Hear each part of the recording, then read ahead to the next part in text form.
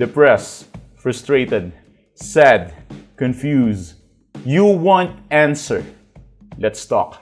Give me a message sa page ko sa Philippine Dating Coach and you can have one-on-one coaching with Coach Baze, your dating coach. Just please subscribe to my channel and hit the bell button.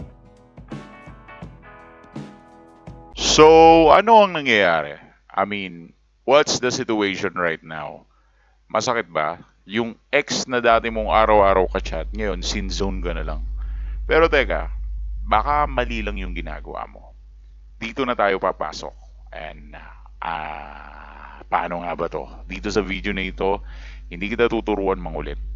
Tuturuan kita kung paanong ikaw ang mapapansin kahit di ka mag-message. Kasi real talk, sa number one, ang una kong masasuggest is itigil mo muna sa pag-chat. Dito papasok yung parang no contact rule strategy, tama. Ang tanong, ang taong hindi nagre-reply, hindi nauutusan ng bing, nauumay sa pressure. Kaya, from time to time, mas magandang hindi ka nagre-reply sa ex mo dahil it simply means na hindi ka nauutusan ng lambing niya. Kumbaga, you should have that kind of presence na yung tipong untouchable ka from time to time. Kasi, ang iniisip ngayon ng ex mo, nawawala kasi yung yung pinaka-respect niya sa'yo eh. Yun kasi yung pinakamahalagang bagay sa kanya. Yung respect niya sa'yo. Nawala. So dahil nawala yung respect niya, wala na yung mahalagang bagay, di ba? At dahil wala na yung mahalagang bagay, ang ending ngayon, ikaw ngayon yung magsasuffer dahil because of that lack of respect, there's no such accountability. Kaya lagi mong tatandaan, the more you push, the more they pull away. The more na nangungulit ka, the more na lalayo sila. Ewan ko, di nyo pa ba ramdam yan? Di nyo pa ba na-experience yan? I mean, hindi nyo pa ba na-feel yan overall? So do this instead.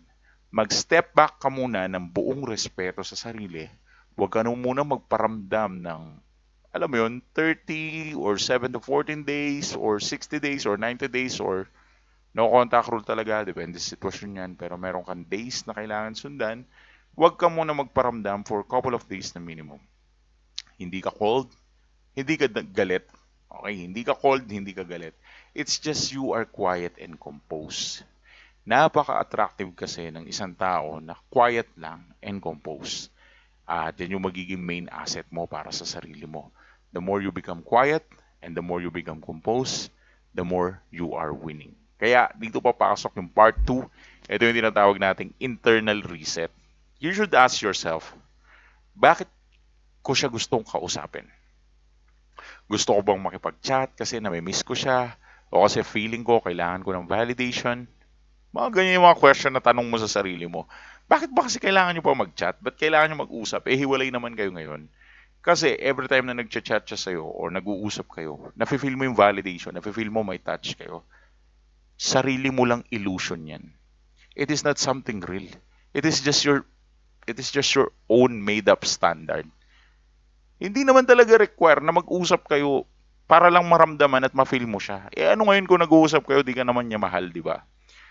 Or he or she doesn't respect you that much. So, anong mararamdaman niya, right? It is just another waste of time. That is why, what I really advise to you, huwag ka masyadong sabik, uhaw, or nananabik na mag-usap kayo sa chat. That is why, I want you to adjust. At huwag mo munang isipin na luxury ang pakikipag-chat sa ex mo dahil hindi ito luxury. Minsan, stress lang ito at sakit sa ulo. Dahil every time na makaka-chat mo ang ex mo, eh hindi naman kayo magkasundo, eh para lang kayo naggagaguhan. Ang end up nyo is parang maglolokohan lang kayo sa sarili ninyo at both of you guys, ang ending, wala rin kayong mapapala. Nagsayang lang kayo ng oras. Kaya, wag mong masyadong gawing luxury or isipin na mahalaga na lagi kayong magkausap or magka-chat. And, syempre, ang kailangan natin gawin is just to shift your goal. When I say shift your goal from I want you to talk to them to I want you to rebuild my emotional stability. Ganun kasi yun. Imbis na isipin mo na gusto mo siyang kausapin. You should just think, kung paano mo i-rebuild yung tinatawag nating emotional stability mo. Kasi yan yung importante. Hindi naman importante kung kachat mo ex mo ngayon eh. Hindi yun importante, walang kwenta yun. Okay? Alaws kwenta yun. Alaws kwenta yun. Ang tunay na may kwenta is yung kamusta emotional stability mo. Are you feeling good? Are you good? Okay ka lang ba?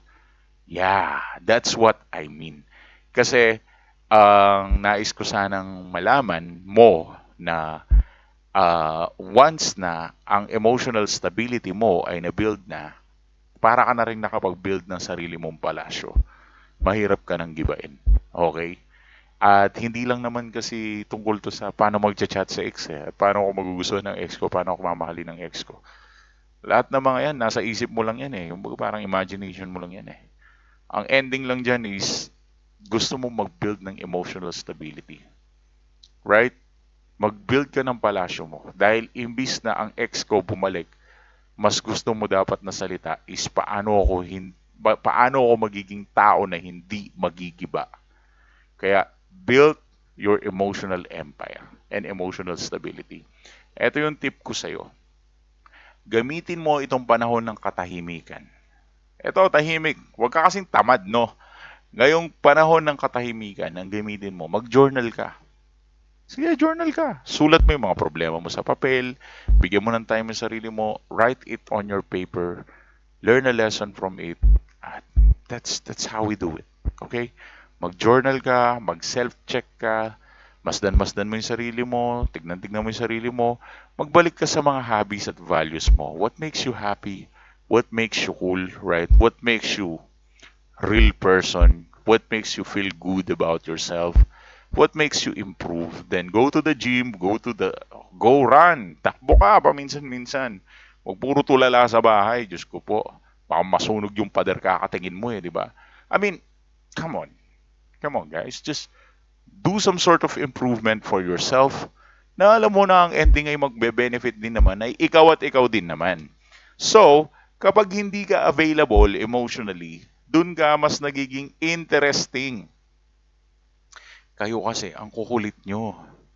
Para sa inyo, pag namimiss nyo yung ex nyo, chat lang, sapat na. Ano ba namang kababawan yan? Kaya hindi ka interesting kasi ang babaw mo eh. Yung mag-usap lang kayo sa chat, okay na. Ano yun? Sayang oras dun. Kung gusto mo maging interesting, huwag kang maging available palagi emotionally. Yung ex mo, sanay yan sa version mo na laging ready, laging needy. Bigyan mo siya ng konting, bakit parang wala na siya sa paligid ko? Right? Parang ganun. Bigyan mo siya ng konting ganung klase ng presensya. Kasi hindi ito para magpa-mysterious eh. It is about reclaiming your presence. Kasi kung magpapa-mysterious effect ka, it's good psychology. Pero always remember, eto lagi yung tatandaan, pinaka-importante ito sa lahat. Reclaim your presence. Ibalik mo yung presensya mo sa'yo. You should reclaim your presence. When you reclaim your presence, dapat ganito ang mindset mo. Bumalik man siya o hindi man siya bumalik, panalo pa rin ako. Ganong mindset. Do not rush in. Be casual. Calm. Non-needy. Kapag nag-chat, kamusta? Ganun lang ang sagot. Hindi yung, OMG, na-miss kita. Oh my God. Ano ba namang energy yan, di ba? Kung hindi siya nagme-message, panalo ka pa rin. Kasi hindi mo binaba sarili mo, may dignity ka, and panalo ka dito because you will become emotionally stronger. Okay? Pero if you want to get your ex back at kailangan mo ng manipulation strategy, give me a message sa Philippine Dating Coach. Tulungan kita dyan. Thanks for watching.